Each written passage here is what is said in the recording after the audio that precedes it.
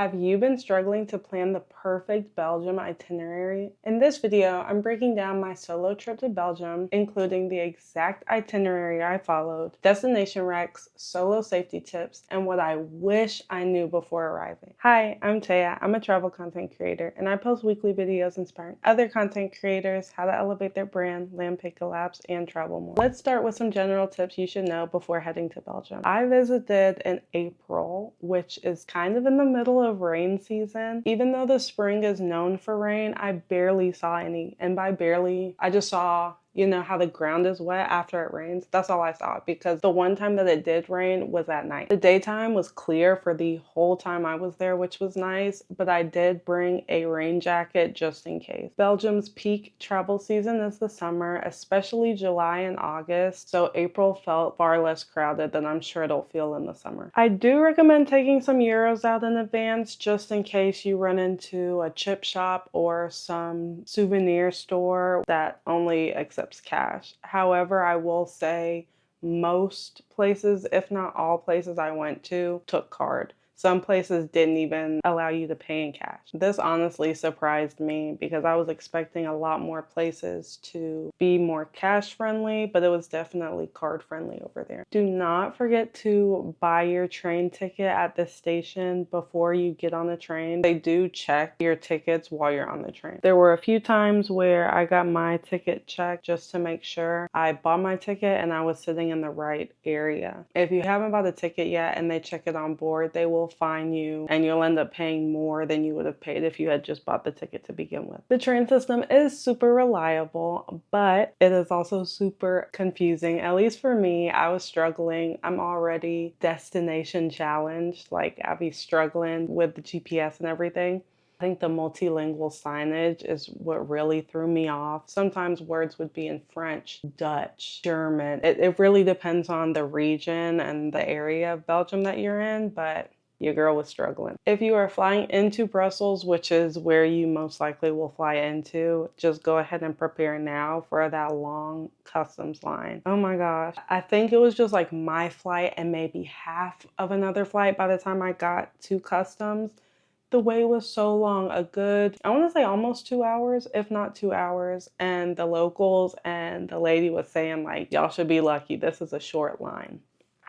I was shook. However, leaving Belgium, the customs line was pretty decent, but I'd say I had to wait like 30 to 45 minutes versus the 2 hours. If you're finding this video helpful so far, make sure to give it a like and don't forget to subscribe for more travel recommendations. So I was traveling completely solo for this trip, and honestly, I felt fine. I felt safe the entire time, even those times where I thought I was gonna feel a little sketch. Literally, my first morning in Belgium, I was taking a day trip to the Netherlands. So I had to wake up for my train at like 4 in the morning and walk to Brussels Midi station, which is about 20 minutes from Brussels Central. So I was a little nervous about making that big walk in the pitch black, a new city. Like, I hadn't even explored it yet to get a feel for it. So I was a little nervous, but I felt fine. I didn't feel weird at any point. I didn't feel like someone was watching me or someone was gonna like approach me and be all sketch. Belgium in general just felt solo travel friendly. The locals were respectful. Most of the people did speak English, which was helpful. And I never felt uncomfortable, especially when traveling through and exploring the local neighborhood. If you want to take a day trip like I did, there's so many good day trip destinations from Belgium, especially if you want to go to a different country like I did. Brussels is very well connected by train, so it makes it a good hub for going to all of these cities within Belgium and cities outside of Belgium. Here's a few day trip options that I was deciding between when I was planning my trip. If you're looking to explore Netherlands, you have two great options. You have Rotterdam, which is an hour and 10 minutes from Brussels, and then you have Amsterdam, which is about an hour and 50 minutes. You can get to both of these destinations via the Eurostar. You can also get to Luxembourg City from Brussels. It's about 3 hours of inner city trains. So you you wouldn't really need a reservation for this trip. You can also go to France from Brussels. It's a very easy commute. The closest city in France to Brussels is Lille or Lille, and that's about 30 to 40 minutes. So that would make for a perfect day trip if you don't want to spend as long commuting. Paris is an hour and 20 minutes away from Brussels. And then finally, you can go to Germany, more specifically Cologne, Germany, and that would be like an hour and 45 minutes. So if you start your day early like I did, the options are literally endless. If you're traveling solo and want to see multiple cities without the hassle of flying and going through security and customs, Belgium is a very strategic base. Have you ever traveled solo before? Would any of these destinations be on your solo travel list? For this trip, I based myself in Brussels because it was the most central and well-connected city. I stayed just a 3-minute walk from Grand Place and about an 8-minute walk to Brussels Central Station, so the location was prime. A little pro tip, if you are solo traveling and you're not renting a car, I would definitely recommend staying within the city so that you can walk to restaurants, you can walk to the store, you can walk and shop, you can walk to the train station. If you need ride share, it'll be a lot easier to get as opposed to being in the outskirts of somewhere. So staying central is key. Now, in terms of exploring Belgium, I went to 4 different big cities. I was in Brussels, obviously. That was my base, that's where I stayed, but I also explored there. I went to Bruges and Ghent. It takes about an hour to get from Brussels to Bruges, and then it takes about 30 minutes to get from Bruges to Ghent, and then another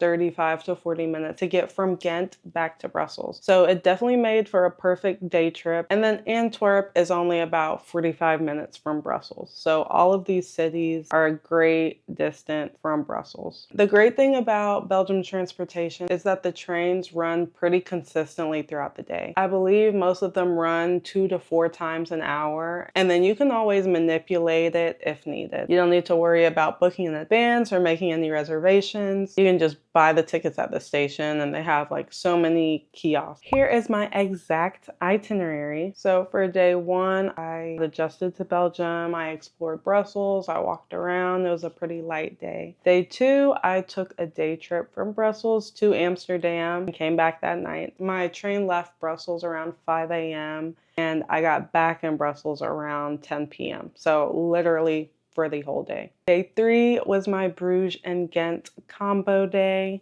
Day 4, I explored Antwerp and did some more in Brussels. And then day 5 was the day that I left, so I just did a few sightseeing things around Brussels. My top recommendations for the Belgian cities I went to. For Brussels, you cannot miss Mini Europe. Take a chocolate making class. That was one of the highlights of my trip as well. And then you have to do all of the sightseeing and landmarks because they really are quirky, unique, and interesting in Brussels. Make sure you check out Mannequin and Zinnenkenpis. Go to Mont des Arts. The Atomium if you're going to Mini Europe. If you're not going to Mini Europe, don't go to the Atomium. And of course, Grand Place. Before I move on, I want to say the Atomium is a cool structure, but if you check out my Brussels vlog, you would see that I didn't really find it worth going inside. If you're going to Mini Europe, the Atomium is like a 5-minute walk from there. You can like take pictures and look at it outside, but I wouldn't go out my way if you're not going to Mini Europe because Mini Europe and the Atomium is like 45 minutes from central Brussels. So you do have to dedicate time to it. I went there and did those activities the day that I went to Antwerp. Speaking of Antwerp, I would recommend going to the Chocolate Nation Museum where you can try the chocolate, and it's an interactive museum and it's so much fun. And then I also would recommend walking down Meer Street. If you have more time than I had, you could go to one of the many other museums that they have in the city or go to the Ruin, which was something that I was looking at doing as well. Bruges and Ghent, if you have more time, you can do these in separate days, but I feel like putting them in a day was perfect for me and with what I was doing. For Bruges, I would recommend climbing the Belfry, going to the Bruges Beer Museum, and then just walking around and exploring Market Square. When you go to Bruges, I just want you to really focus on being present because the vibe, I loved it so much.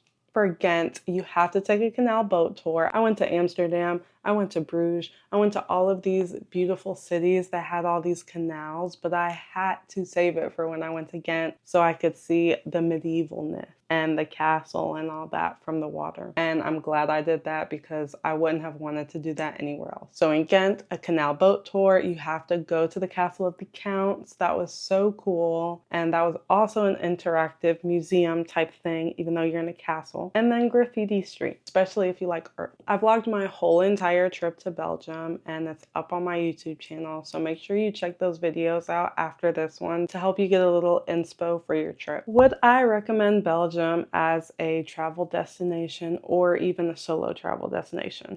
Absolutely. As I was planning my trip, I started to see a lot of differing perspectives on Belgium, whether it's worth it, if people even liked it, and it was starting to throw me off. I'm like, what is wrong? Why is everybody so anti-traveling here? But I'm glad that I ignored all of that because I loved it. It was a really fun trip and is honestly one of my favorite trips that I've been on. Belgium was easy to navigate, so charming. The cities were different in so many ways. Everywhere just felt unique. And I'm feeling all those feels after being there for like 5 days. So that's how you know it had a good impression on me. If you're planning a short Euro trip or you just want to get away and go somewhere, Belgium is great if you want to see a lot without feeling rushed. That said, if I had 1 or 2 more days, I would probably take another day trip to a different country and I would go visit Ghent, Belgium, or one of the other less touristy cities so I could get more of a local vibe, local feel. If you made it to this point of the video, comment Belgium so I can know who my real ones are. If you're planning a trip to Belgium or have any questions about solo travel in general,